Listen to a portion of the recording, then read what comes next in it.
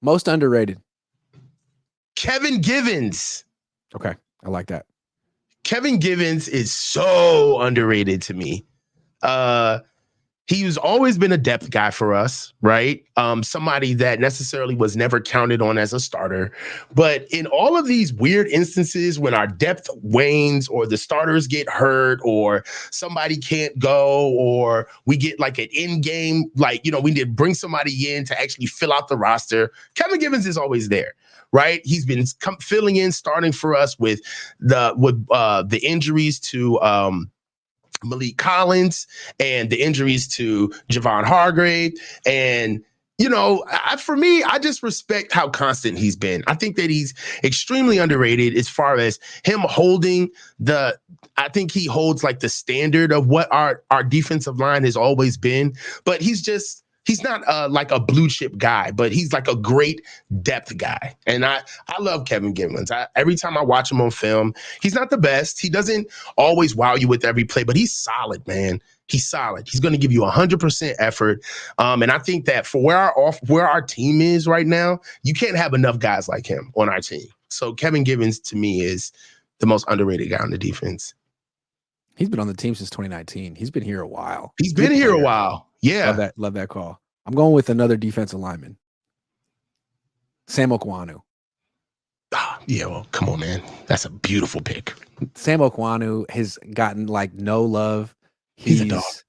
He's like their most productive pass rusher this year, just on a snap-by-snap basis. Like, he should be playing more. He's having a better year than Malik Collins and Leonard Floyd. And if they didn't have him, like, he is their second best pass rusher. It's him and Bosa, and they're using him in the interior. He's a third-year player. He was undrafted from he was on Tennessee. He was on the Niners practice squad last year. You were at training camp. You saw him in the one-on-one drills and the pass rush drills. He looked good. We were talking about him when we didn't even know how to pronounce his name. We were like, yo, who's 91? Who is this guy? He was killing. Yeah, that's a great call. Really, he's somebody right now that I feel like he's an ascending player. He's not more than underrated, but he's kind of like a find. Like, he's young too. Yeah, he's very young. At this stage, you want to see what more can he do? Put more on his plate and see what more he can handle and actually kind of lean into this. You can't find guys at this stage of where we are as a team and, shelf them or say, oh yeah, that was good for now, but let's try to trade for somebody. It's like, nah, play this guy. Figure out what he can do, coach him up, develop him, and you might find something on the other end of this thing. And I think Sam Okwanu is definitely a candidate for that. Okay, offense. Most underrated guy on offense. To me, Jordan Mason. Ooh. Yeah. Speak on it. He saved our bacon, boy. I'm going to tell you. If Jordan Mason is not only available, but better than he was last year, we're cooked this season. You can forget 5-5. Garendo wasn't quite ready early on to do that. Oh, no. Isaac Garendo, like, he had to sit back and watch the God MC do his thing before he came in and blessed the track. Like, he couldn't just come in and first verse it. Nah, no way, dog. No first verse. Nah. He had to watch. He did 8 bars after the bridge. Okay. Yes. Yo, he had to let the beat breathe and watch Jordan Mason kill on the 808s. And then he was like, oh, so that's how you can switch the flow? Oh, you can. All right. Jordan Mason has been class personified, bro. I mean, if you think about what he's done right about now, if Elijah Mitchell is healthy and Christian McCaffrey is healthy, we're barely seeing Jordan Mason on the field. Come on, let's just give it up. We already know that Elijah Mitchell has always been seen as Kyle's guy, somebody that Kyle has great affinity for, and has always been the de facto number 2, no matter what the number 3 running back does, because it's always been Christian at number 1. The facts is that the inevitable happened. Elijah Mitchell was unavailable again, and Jordan Mason has come in and just not only just like taken over the role, but he's made it his own. I mean, he's running like a starting running back, not like a fill-in.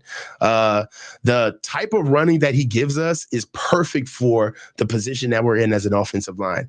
I don't think Christian would have ran well behind our offensive line early on. You needed a runner like Jordan Mason to be able to hit creases, be tough inside of the hashes, give guys confidence when they're not necessarily as in shape or strong as they need to be. I mean, the first game of the season, we ran the ball almost 30 times. I mean, that was a game that we needed to get our offensive line going. And it's made dividends down the line because of the tough running style that we have. Now, if we can get Kyle to understand that running is something that you have to like commit to in order for it to work. It's not a one-shot a la carte type of endeavor where you run one play and if you don't hit the hole right, then you just scrap it.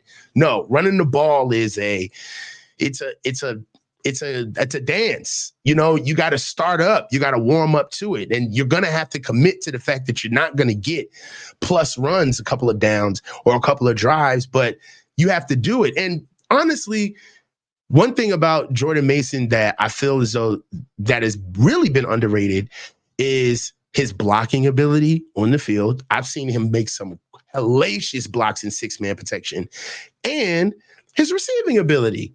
I didn't see him as that much of a receiver until this season. And he's not only had some good catches, but he's made some plus average, like athletic catches in the open field where he's, dare I say, reliable, right? He's not somebody that just drops the ball every time. So for me, Jordan Mason is the most underrated guy on our offense. I love your answer. And to me, like, he's been the most underrated player on the offense for like 3 seasons. And it's great to see him like get the opportunity and still and like really, like you said, save the team's bacon. So I'm gonna pick someone who's like maybe the next Jordan Mason. Someone who I think is ready right now to make an impact and isn't being given the opportunity. Jacob Cowing. I think he's ready right now. And it's like, look, nothing against Ricky Pearsall. I like Ricky Pearsall too. And Chris Conley can run one hell of a clear out route. But I think Jacob Cowing has shown when he's been given opportunities that he comes through. He's explosive. He can run a stutter go for a 50-yard catch or a touchdown if you hit him in stride. He can run jet sweeps. He can run end arounds. Like, I think he's ready to contribute right now on offense, and they're letting him be the punt returner. And I don't like him as a punt returner. I think Pearsall should be the punt returner, and Cowing should be the number 3 receiver after Jennings and Debo. Cowing, he's good. No, hold on. Wait a minute. Now, elevating Cowing in your mind takes Ricky Pearsall off the field, and you're ready to do that? I'm not saying there's no snaps for Pearsall, but I think Cowing has been here longer. I think he's in slightly better shape. I think he's more explosive. I'd like to see him be a little bit higher in the totem pole pecking order than Pearsall at this point. And Conley, like, can Conley, like, nothing against Conley, man, but he plays like 50 snaps and gets 1 target just so he can run around and come on. No. I get what you're saying. I mean, I have an idea about our offense. Well, I have a view of our offense where Kyle, he seems to have packages for everybody, plays for everybody, right? And one of his excuses for not adding rookies or anything new to that is that it will mess up the flow of, you know, the job descriptions that he has for other guys on the offense. Like, if you can't do your steps, you in a sense throw everybody else off, which is cool.